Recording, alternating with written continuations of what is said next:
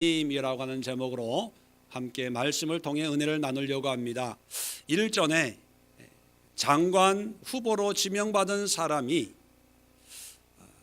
예수 믿는 사람이고 특별히 창조 신앙을 가지고 있다 해서 잠시 논란이 된 적이 있습니다.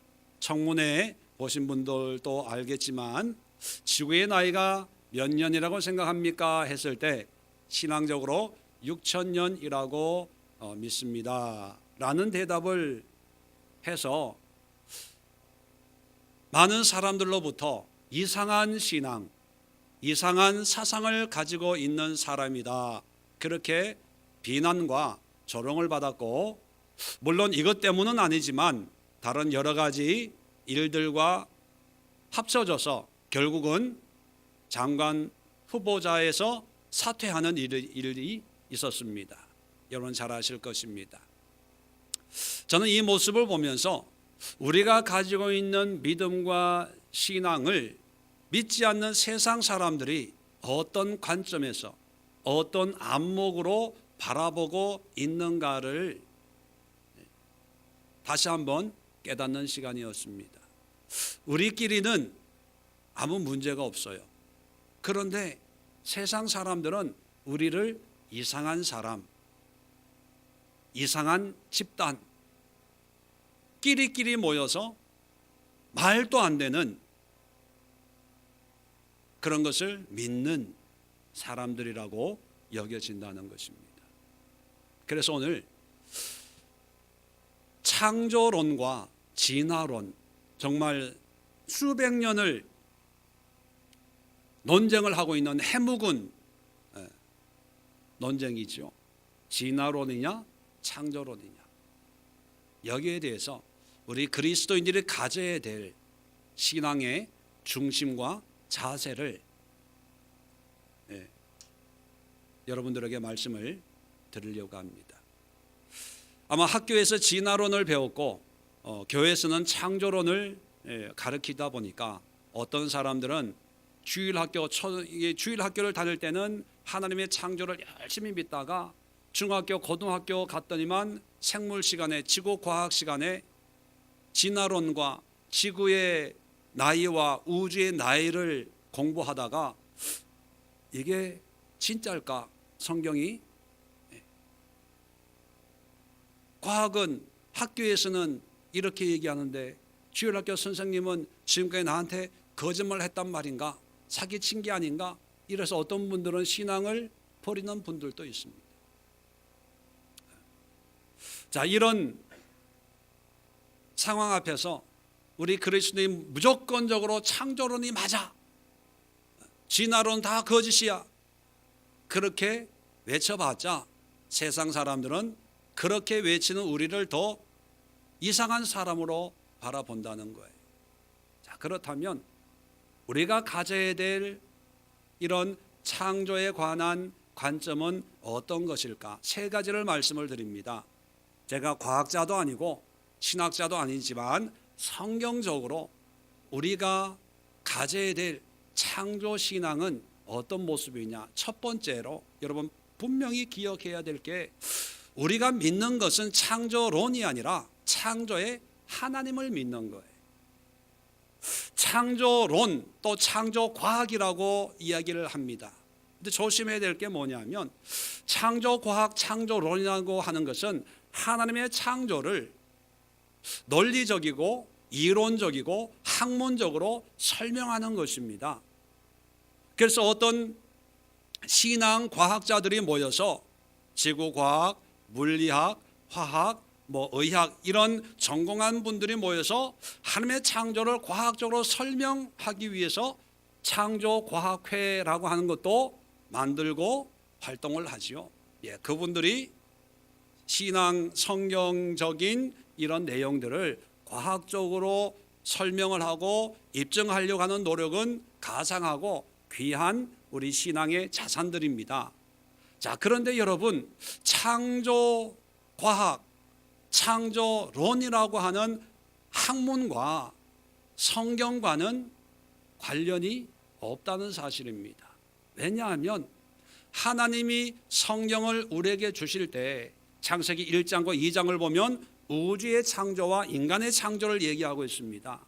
자, 그럴 때 그 기록을 우리에게 줄 때 이 기록이 과학적으로, 천체 물리학적으로, 생리학적으로, 생물학적으로 어떤 이론과 논리를 주기 위한 것이 아니라는 것입니다.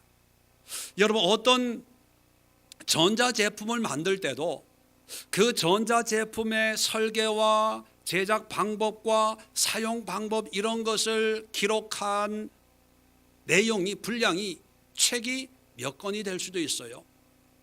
그렇다면 이 우주의 창조, 우주의 기원, 우주의 시작을 논리적으로, 이론적으로, 학문적으로, 과학적으로 설명하기 위한 것이었다면 이 성경책의 분량은요, 이 지구를 덮고도 모자랄 수 있어요. 그런데 하나님은 창세기 1장과 2장을 통해서 그냥 하나님이 천지를 창조하시니라. 흙으로 아담을 만드셨다. 갈비뼈를 취해서 하와를 만드셨다. 그렇게만 얘기합니다. 이것은 어떤 이론도 아니고 논리도 아니고 과학적인 증명도 아니고 단지 한 가지를 우리에게 말씀하는 거예요. 그건 뭐냐면 하나님이 천지를 창조하셨다.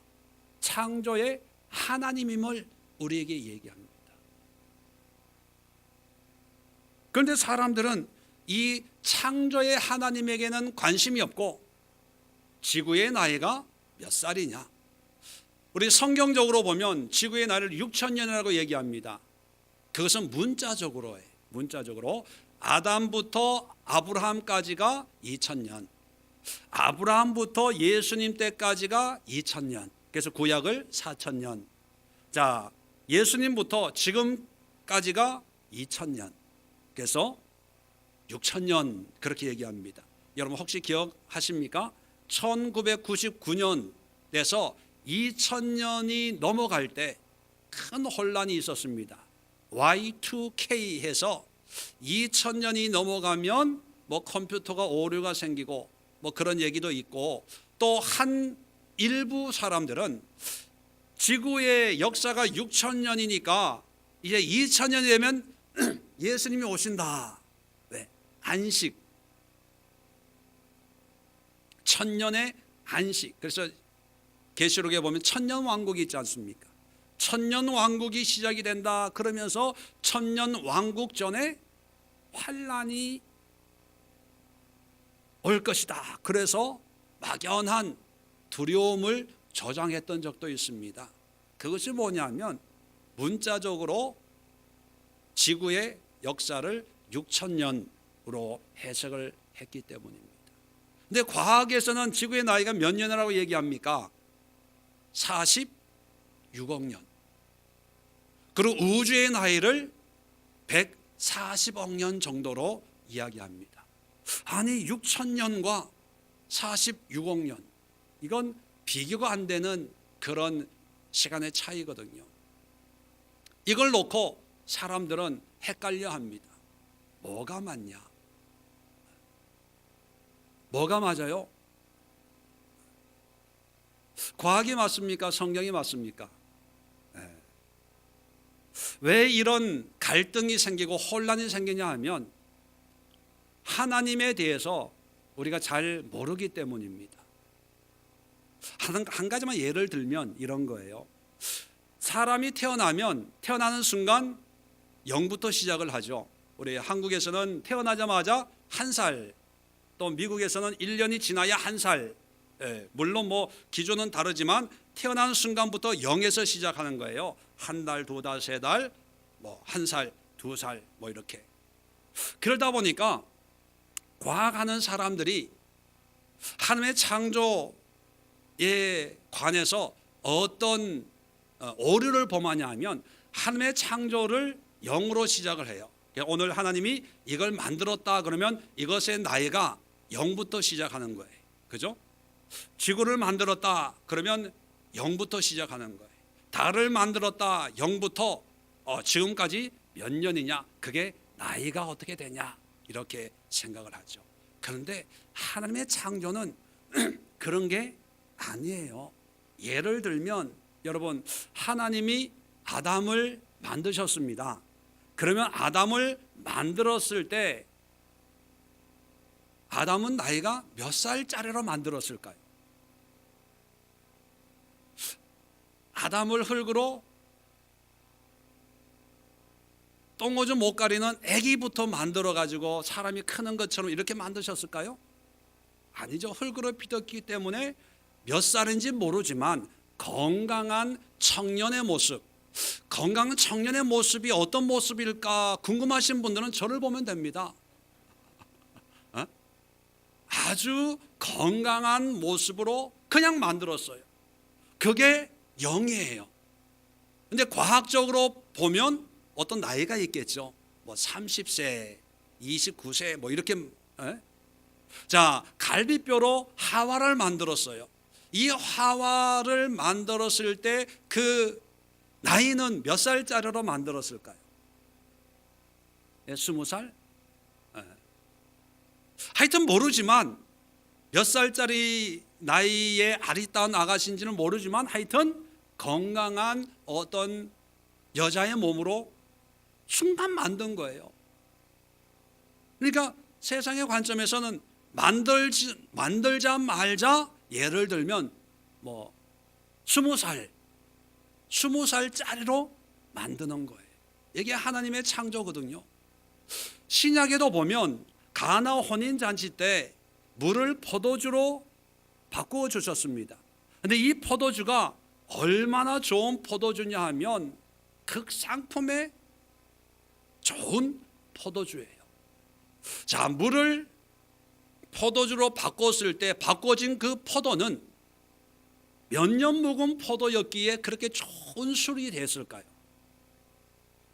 잘 모르지만 1년짜리, 2년짜리, 하다못해 뭐 한 10년, 20년 묵은 포도주일 수도 있다는 거예요. 지금 만들어졌지만 과학적인 연수를 따지면 20년짜리 포도주가 될 수가 있다는 것입니다. 또 오병이어의 기적을 일으킬 때 아이가 가지고 온 물고기 2마리가 있죠. 이것은 일반적으로 소금에 절여진 그런 생선을 의미합니다. 예수님께서 축사하시고 5,000명의 장정이 먹고도 12바구니가 남을 정도의 생선을 만드셨어요. 자, 만든 순간 이 생선은 새끼 피라미로 만든 게 아니고 그냥 어떤 사이즈가 있겠죠. 그리고 그것이 절여져 있는 상태였겠죠. 그러면 적어도 어떤 기간이 이미 경과된 상태로 만든 거예요. 그래서 이걸 좀 신학에서는 좀 유식한 표현으로 aged creation 이렇게 표현합니다. aged는 뭐냐면 나이가 있는, 나이가 된 그런 창조라는 거예요. 인간의 창조는 뭐예요? 만드는 순간부터 0에서 시작하는 거예요. 1927년 10월 1일 하면 오늘이 하루가 되고 내일이 이틀이 되고, 그런데 하나님의 창조는 말씀드린 것처럼 오늘 만들었지만 그것이 20년짜리가 될 수 있고 2000년짜리가 될 수가 있고 20억 년짜리가 될 수 있는 거예요. 근데 과학자들은 그걸 몰라요. 그걸 인정을 안 하려고 해요. 왜? 과학적으로는 해석이 안 되는 거거든요. 우리는 그저 기적, 이적 이렇게 표현하지만 과학적으로는 증명이 안 되는 거예요. 그러니까 지구의 나이가 47억 년이라고 해도 하나님이 46억 년짜리로 만들 수도 있다는 거예요. 우주가 140억 년짜리라고 가정을 해봅시다. 그런데 하나님이 이 우주를 만든 어떤 시점이 있었겠죠. 그때 0년짜리로 1년짜리로 만든 게 아니라 만드는 순간부터 어떤 100억 년짜리로 만들 수도 있고, 하여튼 하나님이 창조하셨는데 그 방법과 그 과정은 우리는 몰라요. 왜? 하나님의 말씀을 안 해주셨기 때문에. 근데 하나님이 성경을 우리에게 주시면서 말씀하시는 것은 과정은 말씀해 주지 않고 방법은 말씀해 주지 않았지만 한 가지, 내가 이 모든 것의 창조의 하나님이다 하는 것입니다. 그렇다면 우리는 성경을 통해서 과학적으로, 논리적으로, 어떤 학문적으로 다가가서 이해하려면 이해 안 되는 게 푸지기수입니다. 왜냐하면 하나님이 성령을 우리에게 주신 의도와 목적이 애초에 다르기 때문이에요. 창세기 1장과 2장의 짧은 몇 문장을 통해서 우주의 생성과 기원과 그 연조를 우리에게 말씀하려고 하는 게 아닌데, 단지 하나님이 창조의 하나님이라는 것을 말씀하기 위한 건데, 우리는 그 짧은 것을 과학적으로, 천체 물리학적으로, 생물학적으로, 인류학적으로, 고고학적으로 해석을 하려고 하면 해답을 얻을 수가 없다는 거예요. 마치 이런 거죠. 어머니, 아버지는 과학적으로 설명이 됩니다. DNA 검사를 하면 친부, 친모가 누군지, 또 혈액형을 연구해 보면 자녀들의 혈액형, 또 심리학적으로 성격을 연구해 보면 자녀들의 어떤 기질, 습성을 알 수가 있습니다. 그런데 엄마, 아빠는 과학적으로 해석이 안 되는 거예요. 여러분, 엄마의 사랑, 아버지의 사랑을 과학적으로 설명할까요? 어떤 호르몬이 분비가 되고 무슨 아드레날린이 어떻고 저떻고 해가지고 그럴 때 엄마의 사랑이 나타난다, 이게 설명이 될까요? 안 되는 거예요. 엄마 아빠의 사랑에 대해서는 과학이 아니라 그저 우리의 마음이에요. 우리의 감정입니다. 우리의 정서예요. 그냥 느껴지는 거예요. 그냥 알아지는 거예요. 내가 체험해 보니까 이게 아빠의 마음이구나, 이게 엄마의 마음이구나. 그런데 아빠의 마음을 심리학적으로 속으로, 이 인간이 왜 나에게 이런 말을 할까? 이런 말을 하는 이유는 분명히 어제 싸웠을 거야. 싸운 이유가 뭘까? 과연 이게 부모와 자녀의 관계일까요? 아니라는 거예요. 여러분, 그래서 우리 그리스도인들이 시대와 환경과 상황에 상관없이 혼동되거나 헷갈리지 말아야 될 게 뭐냐면, 우리는 창조론, 창조에 관한 이론과 학문, 논리를 믿는 게 아니고요, 창조의 하나님을 믿는 사람들입니다. 그리고 그 창조의 과정에 대해서는 우리는 성경이 침묵하고 있으니까 우리 또한 침묵해야 돼요. 아무리 과학이 발달이 되고 과학적인 증명이 되고 이제 나사에서 무슨 우주선을 발사해가지고 수십 년 행성을 지나가서 은하계를 넘어서 이렇게 한다고 하지만 그 또한 누구의 작품일까요? 하나님의 작품이에요. 어떤 분이 저한테 그럽니다. 목사님, 외계인이 있으면 어떻게 해요? 자기 은하계 한쪽에 지구와 같은 똑같은 환경이 있고 그게 생물체가 산다면 어떻게 해요? 어떻게 해요? 그 또한 하나님의 창조예요. 그것이 우리가 가지고 있는 신앙에 어떤 영향도 미치지를 못합니다. 성경은요, 외계에 대해서 얘기하는 게 아니라 인간에 대해서 얘기하는 거고, 그러면 이 성경을 통해서 하나님이 우리에 관한 내용을 담고 있기 때문에 다른 외적인 내용은 우리가 모를 수 있습니다. 모른다고 해서 하나님이 있다 없다가 아니라 하나님의 더 풍성하고 더 놀라운 능력을 우리는 깨달아지고 알게 되고 발견되어지는 것이지요. 그래서 우리가 붙들어야 될 것은 창조의 하나님입니다. 자, 그렇다면 두 번째입니다. 창조의 하나님은 왜 우리에게 창조를 말씀하실까? 그 이유는 한 가지입니다. 지구의 나이를 설명하기 위함도 아니고 전체 물리학을 설명하기 위함도 아니고 단 한 가지, 그것은 뭐냐면 창조의 하나님과 우리와 인간과의 관계를 설명하는 거예요. 내가 이런 창조의 하나님이기 때문에 너희는 나를 믿고 우주 만물을 창조하신 내가 너희를 창조했고 너희들의 인생을 인도하고 있다 하는 것을 설명하는 거예요. 자, 그 설명을 제대로 이해한 사람 중에 한 사람이 바로 오늘 시편을 기록하고 있는 다윗입니다. 자, 다윗의 고백을 한번 볼까요? 3절에 보면 주의 손가락으로 만드신 주의 하늘과 주께서 베풀어 두신 달과 별들을 내가 봅니다. 그렇게 고백합니다. 모든 우주 만물을 바라보고 있다는 거죠.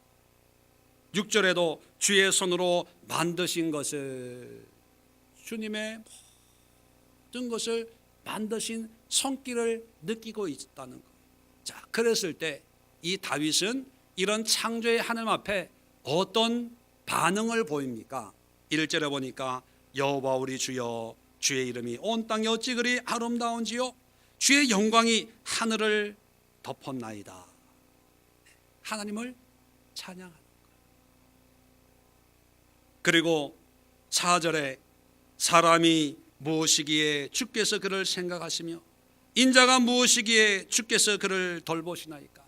이 우주 만물 하나님의 창조를 보면서 정말 1.1획도 어긋남이 없이 24시간마다 한 번 돌고 365일마다 태양을 한 번 돌고 이 지축도 똑바로 서 있는 게 아니라 살짝 기울어져 있어서 사계절이 때마다 돌아오게 하는 그런 신묘막측한 그런 우주의 질서를 보면서 이런 우주도 하나님이 빈틈없이 주관하고 인도하는데 하물며 이 인간을 하나님은 얼마나 사랑하실까, 그걸 고백하는 거예요.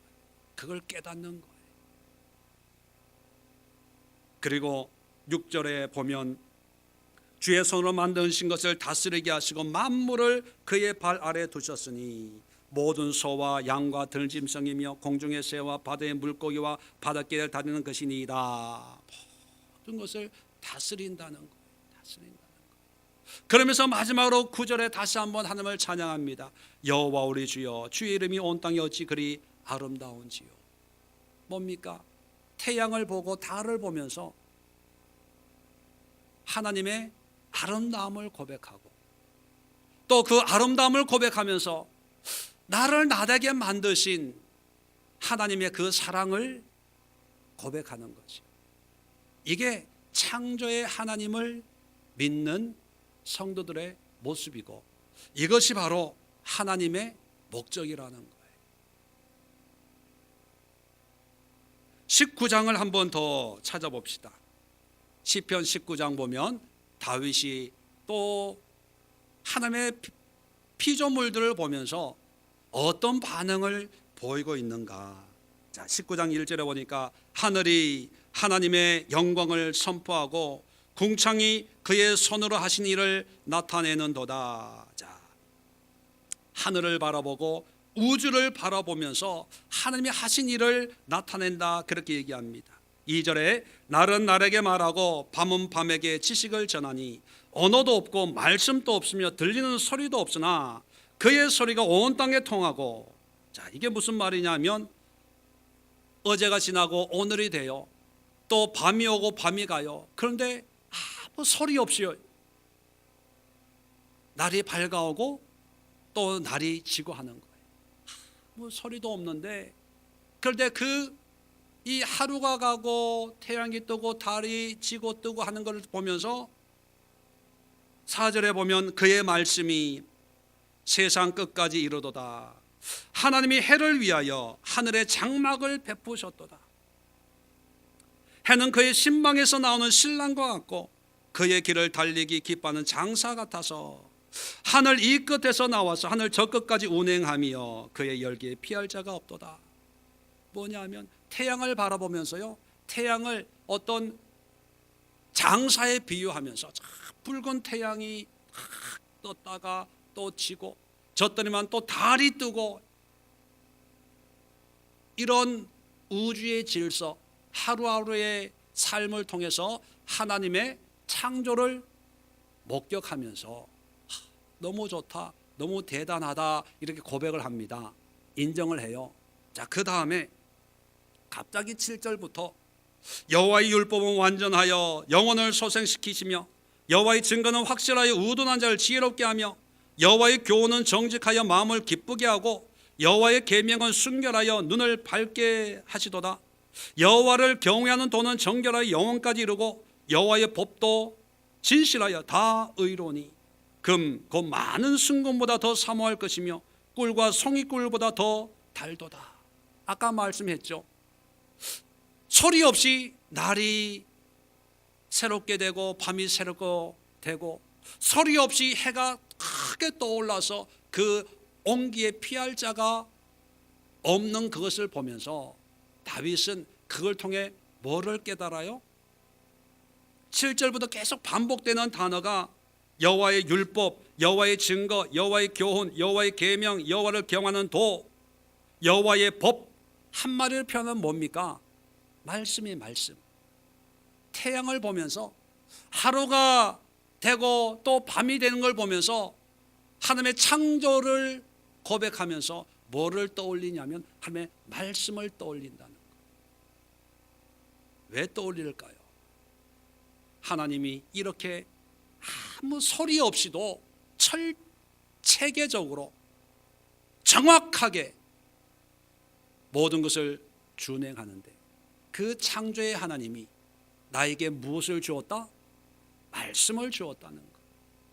하나님이 이렇게 엄청난 태양을 만드시고 우리에게 주신 그 창조의 하나님이 나에게 말씀을 주었어요.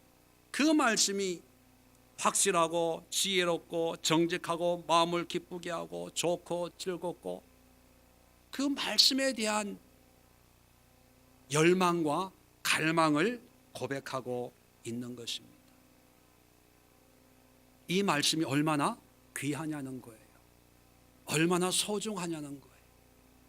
얼마나 대단한 것이냐, 이걸 다시 한번 깨닫는 거예요. 왜요? 나에게 말씀을 주신 분이 우주 만물을 창조하신 분이니까. 자, 그 말씀을 깨닫는 순간, 자, 11절 보십시오. 주의 종이 이것으로 경고를 받고 이것을 지킴으로 상이 크니이다. 자기 허물을 능히 깨달을 자 누구리요? 나를 숨은 허물에서 벗어나게 하소서. 또 주의 종에게 고의로 죄를 짓지 말게 하사 그 죄가 나를 주장하지 못하게 하소서. 그리하면 내가 정직하여 큰 죄가에서 벗어나겠나이다. 뭡니까? 한마디로 회개하는 거예요. 이런 우주 만물을 창조하신 하나님이 나에게 말씀을, 귀한 말씀을 주셨는데 나는 그 말씀을 지키지 못한다는 거예요.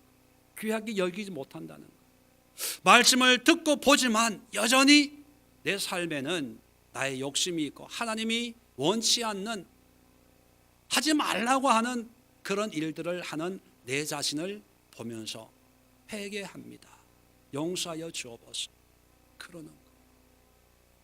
여러분, 이번 추석에 아마 보름달이 뜰는지 모르겠지만 보름달을 보면서 우리가 이렇게 다윗처럼 주의 손가락으로 만드신 이 보름달을 보면서 여호와의 말씀은 정결하고 여호와의 계명은 지혜롭게 하고 하나님의 말씀은 꿀과 송일꿀보다 더 단데 하나님 용서해 주세요.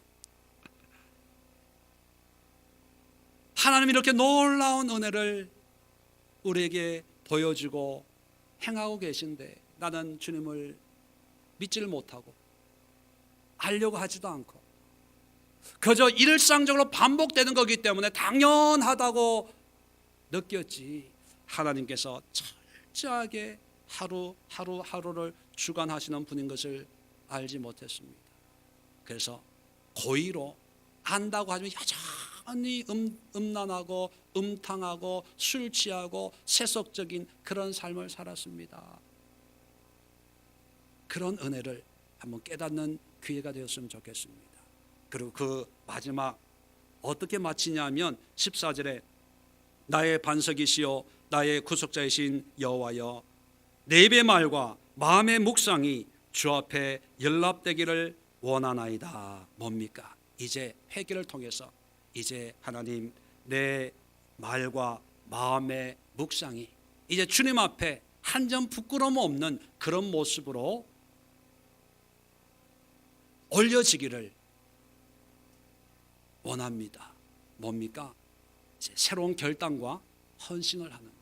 이제 하나님이 기뻐하시는 그런 말을 하고요, 하나님이 기뻐하시는 그런 마음의 생각을 가지고, 그리고 주님이 기뻐하는 그런 삶을 살겠습니다. 헌신하는 거예요.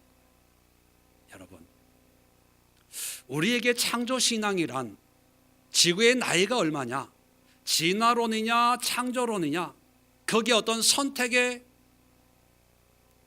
요구를 하는 것이 아닙니다. 그것은 학문이고 과학입니다. 성경을 통해서 하나님이 우리에게 요구하시는 것은 창조를 통해서 창조주 하나님이 너의 하나님이고, 너는 그 창조주 하나님 앞에 어떠한 모습으로 서 있어야 되는가를 말씀하는 거예요. 그래서 성경을 통해서 우리는 하나님과의 관계를 맺는 방법을 알려고 하는 거지, 성경을 연구하고 성경을 통해서 어떤 과학적인, 이론적인, 논리적인 어떤 학설이나 법칙이나 어떤 개념을 도출해 내려고 이 성경을 우리에게 준 게 아니라는 것입니다. 과학은요, 신앙을 입증하는 게 아니고 신앙적인 것을 과학적인 방법으로 증명하는 거죠. 믿음이 과학적으로 증명된 것을 믿는 것은 믿음이 아닙니다. 학문입니다. 과학은 신앙이나 어떤 생각이나 철학적인 것을 증명하는 것이 아니고 물리적인 것, 그것을 논리적으로 설명하고 과학적으로 실험적으로 입증하는 것이 그런 학문에 불과한 거죠.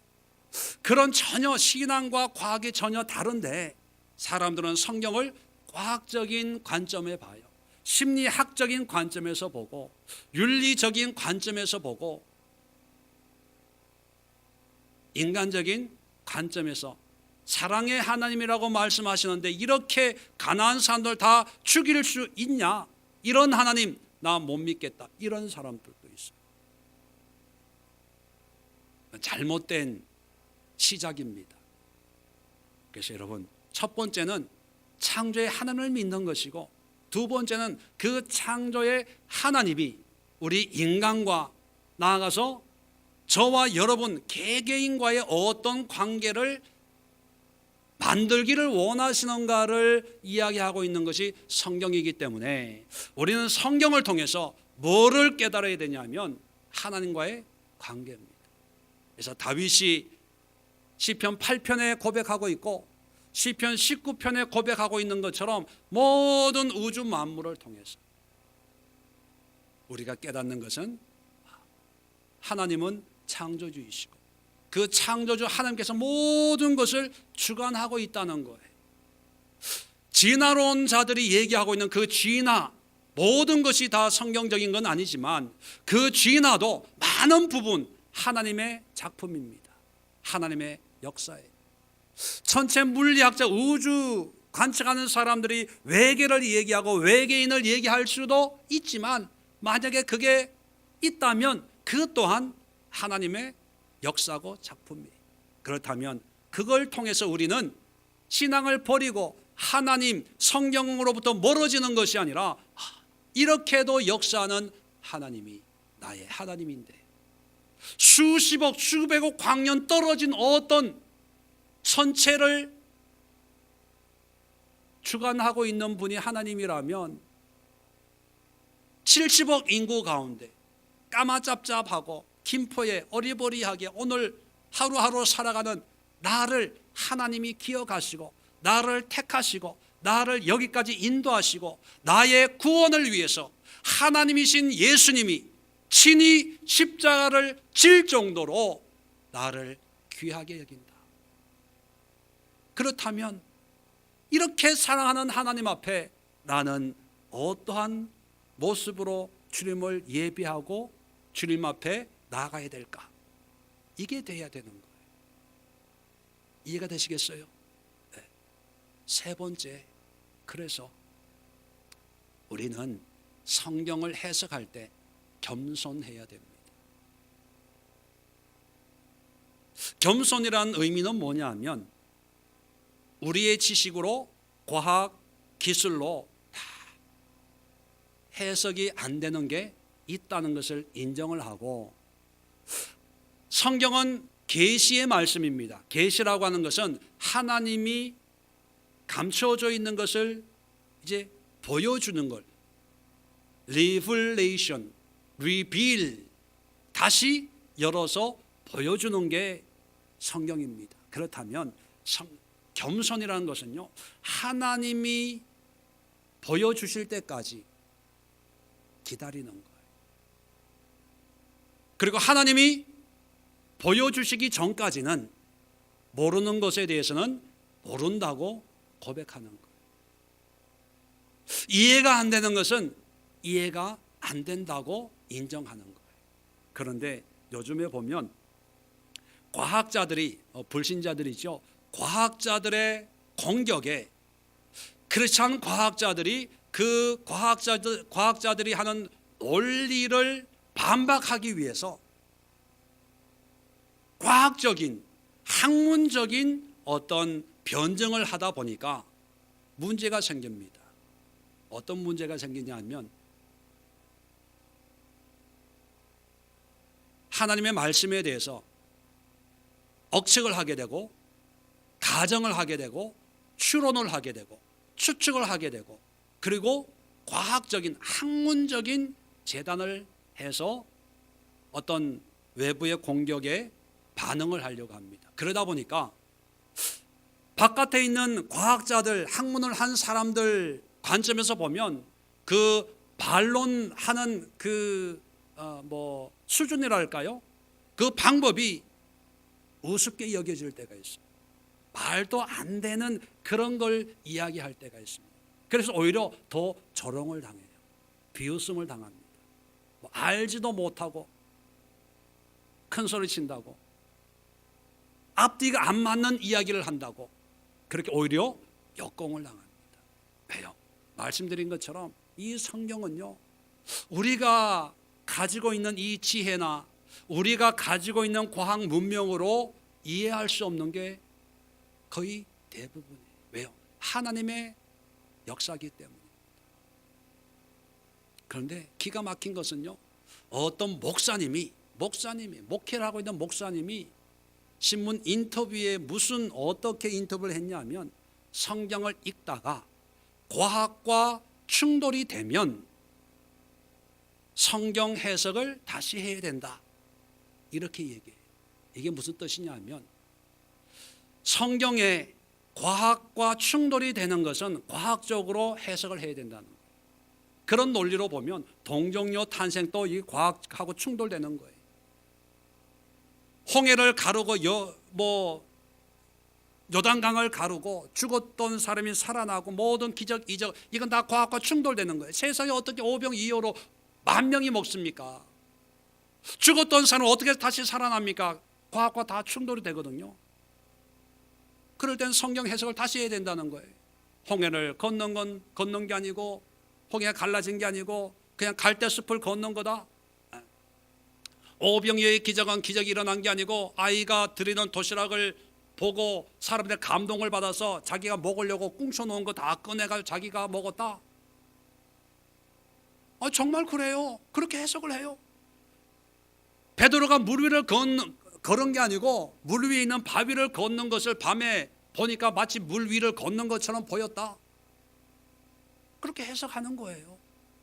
그런 실정이 됐습니다. 그렇게 해석하기 시작하면 여러분, 성경의 해석 안 되는 게 있을까요? 다 해석이 돼요. 다 해석이. 다 돼요. 성경이 해석되는 순간부터 이제 하나님을 내가 다 안다고 생각해서 교만한 거예요. 여러분, 성경은 겸손해야 됩니다. 왜요? 하나님이 보여줄 때까지. 이번에 미국을 여행하면서 다큐멘터리 한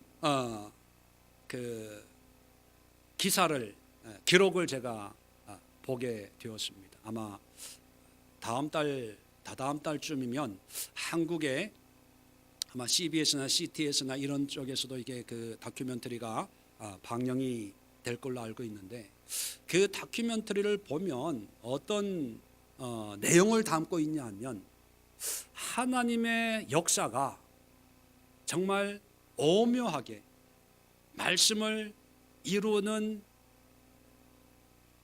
역사를 지금 또 이루어가고 있다는 거예요. 자, 오바댜서 한번 찾아봅시다. 구약 성경 한 장으로 되어 있는 책입니다. 구약 성경 1286면에 자, 1286면 오바댜서는 한 장으로 되어 있는데 20절 보면 이런 말씀이 있습니다.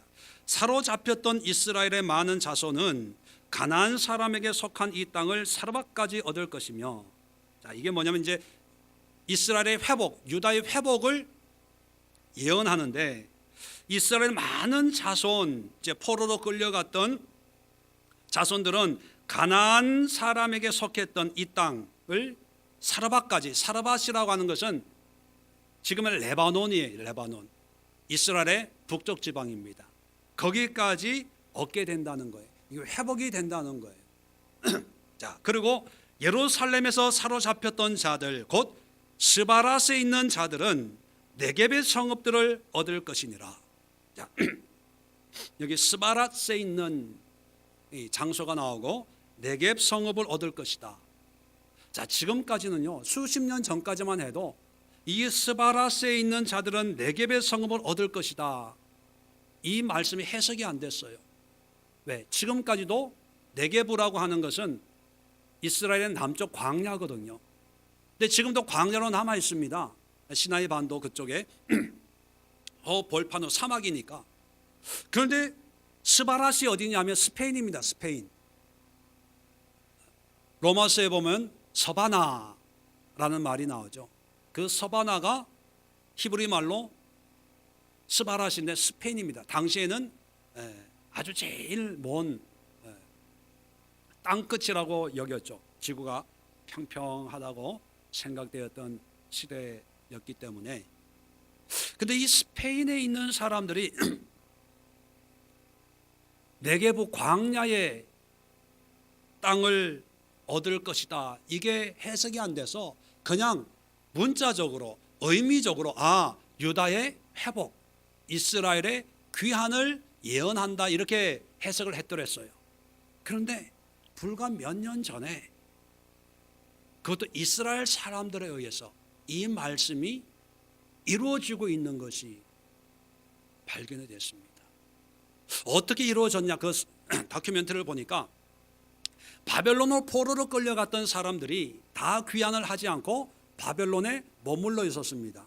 머물러 있던 이 사람들의 일부가 유럽의 로마 시대, 로마 그 제국 안에 흩어져서 많은 사람들이 스페인에 머물러 있었습니다. 그래서 이 스페인에 대대로 살다가 이제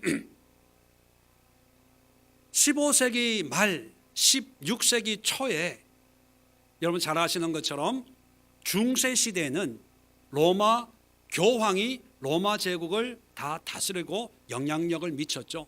스페인의 국왕이 독실한 카톨릭 신자가 왕이 됐습니다. 자, 왕이 된 다음에 그때 어떤 일이 있었냐면 이 스페인이 해양 대국이었거든요. 콜럼버스가 신대륙을 향해서 출발할 때가 바로 그때입니다. 그러니까 새로운 신대륙을 발견하기 위해서 많은 돈이 필요합니다. 돈이 필요했어요. 근데 그 돈을 어떻게 조달할 생각을 했냐면 당시 유대인들이 상업을 붙들고 있었거든요. 이 유대인들을 카톨릭으로 개종을 시켜야 되겠다. 그리고 개종을 안 하면 쫓아내야 되겠다. 근데 쫓아낼 때 재산을 못 가지고 가게 해야 되겠다. 그래서 법을 반포합니다. 모든 유대인들은 카톨릭으로 개종을 하든지 개종하기 싫은 사람들은 3개월 안에 떠나가라. 우리나라에서. 떠나가지 않으면 다 죽이겠다. 그래서 종교 재판을 시작을 합니다. 그래서 살기 위해서 이 유대인들은 모든 재산을 놓고 갈 수밖에 없어요. 그리고 스페인의 3분의 1 정도가 유대 계열이 있다고 하니까 엄청난 숫자였죠. 25만에서 30만 명이라고 추정을 합니다. 그런 사람들 하루아침에 집을 내놔요. 팔립니까? 안 팔립니까? 안 팔리는 거예요. 넓은 땅 하나하고 나귀 한 마리하고 바꿨다, 이런 기록도 있다 그래요. 자, 그러다가 이 유대인들이 얼마나 똑똑한 사람들입니까? 재산을 가지고 갈 수 없으니까 그 돈을, 가지고 있는 돈을 뭐로 바꾸냐면 보석으로 바꿔요. 보석으로. 왜? 부피가 작으니까. 가지고 빨리 탈출할 수가 있으니까 보석으로 바꿔서 보석을 가지고 스페인을 탈출한 사람들이 프랑스, 네덜란드, 이 유럽에 퍼지게 되면서 그 사람들이 보석 가지고 시작한 게 지금까지 보석상을 하는 거예요. 세계 모든 다이아몬드나 보석을 좌지우지하는 사람들이 유대인이거든요.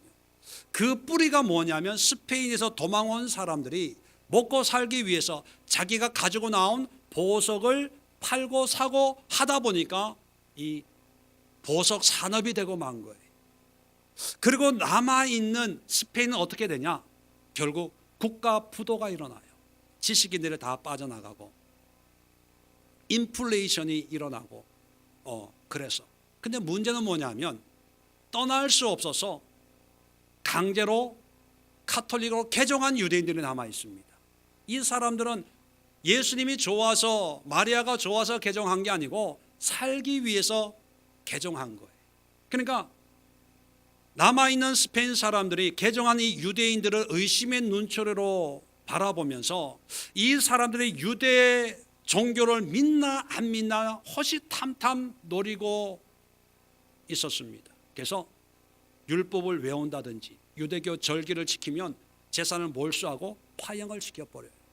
그러니까 이 유대인들은 자기가 원치 않지만 살기 위해서 카톨릭을 믿기로 하고, 그러나 유대 종교를 버린 것이 아니기 때문에 그 다큐멘터리를 보니까요, 율법을 외울 수는 없기 때문에 문지방에 율법 몇 구절을 희미하게 새겨요.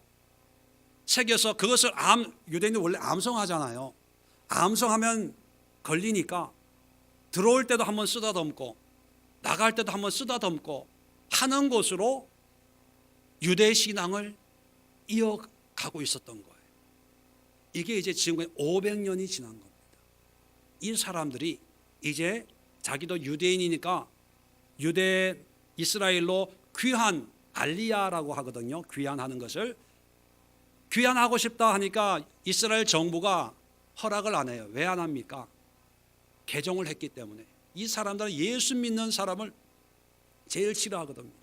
그래서 산술 시간에 더하기도요, 우리는 이게 십자를 그리잖아요. 근데 이 사람들은요, 위에 꼭다리를 제합니다. T자처럼 써요.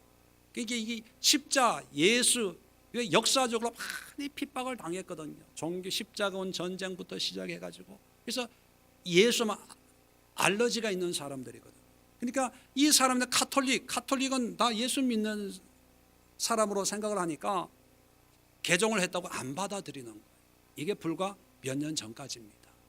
그런데 몇 년 전부터 강제 개종한 사람들을 히브리 말로 아누심이라고 그럽니다. 아누심. 이 아누심들을 거절했는데 이제 몇 년 전부터 이 사람들을 받아들일 준비를 하고 있어요. 왜 그러냐면 이스라엘의 인구 문제가 심각하거든요. 팔레스타인 모슬림 이슬람을 믿는 사람들은요, 임신하기만 하면 다 나요. 10명 20명도 넣습니다.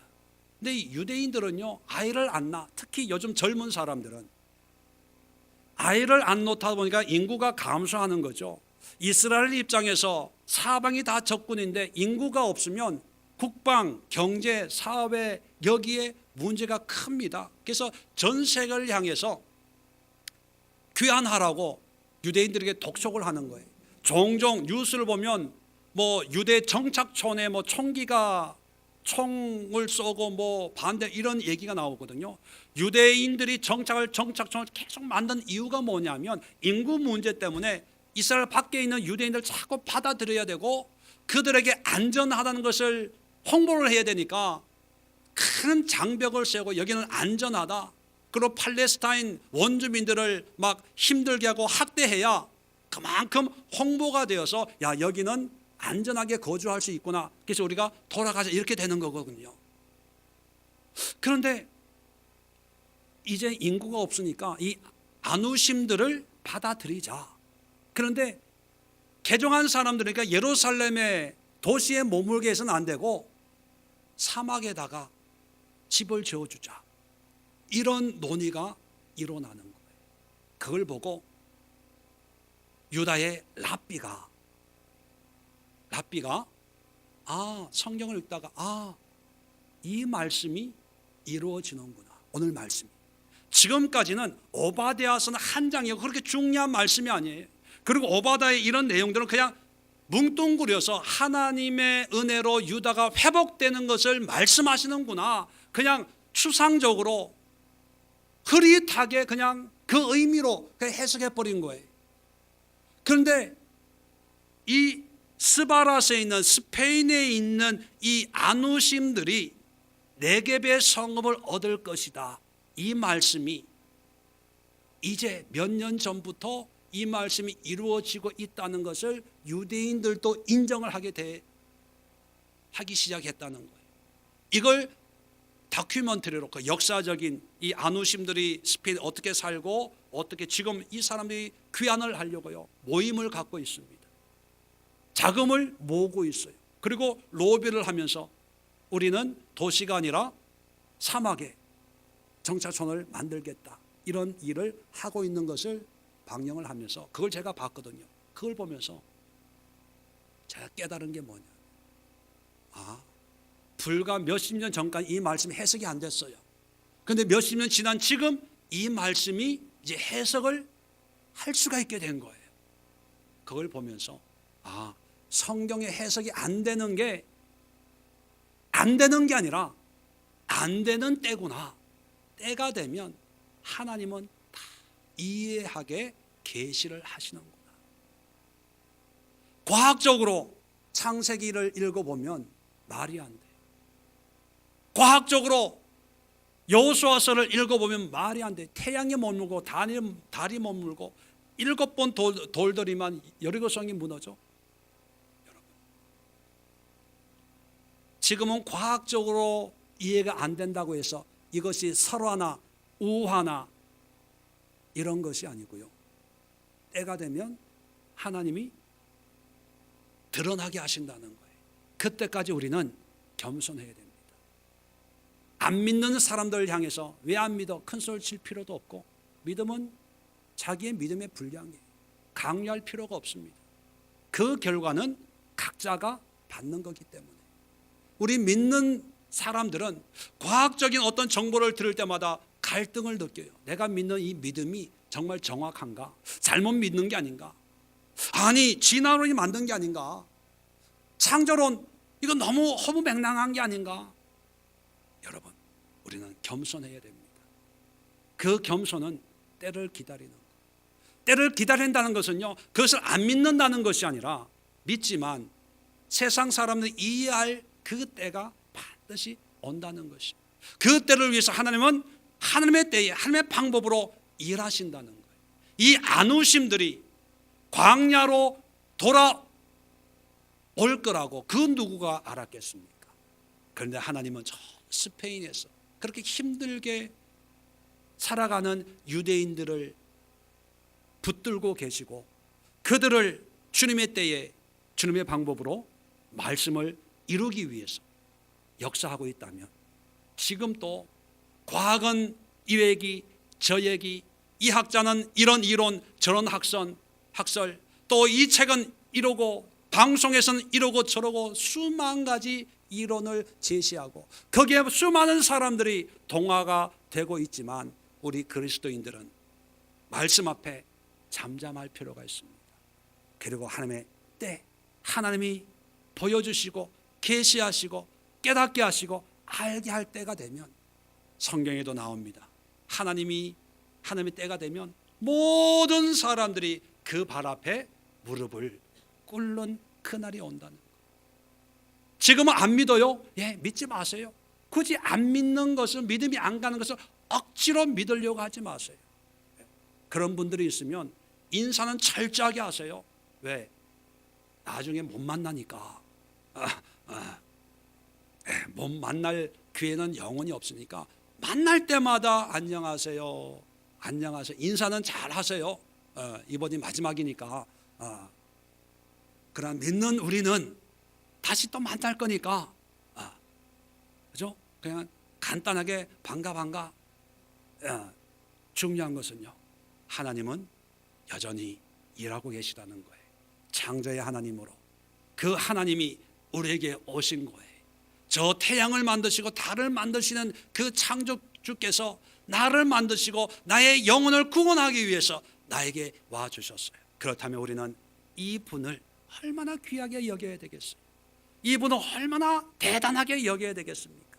이 하나님을 얼마나 열심히 찬송하고 예배하고 섬겨야 되겠습니까? 이것이 창조의 신앙이고 창조에 대한 우리 성도들의 신앙의 자세라고 생각을 합니다. 여러분의 마음도 오늘 설교를 통해서 다 정리하시고, 이해되지 않는 것 그냥 두세요. 또 배운 것 그냥 두세요.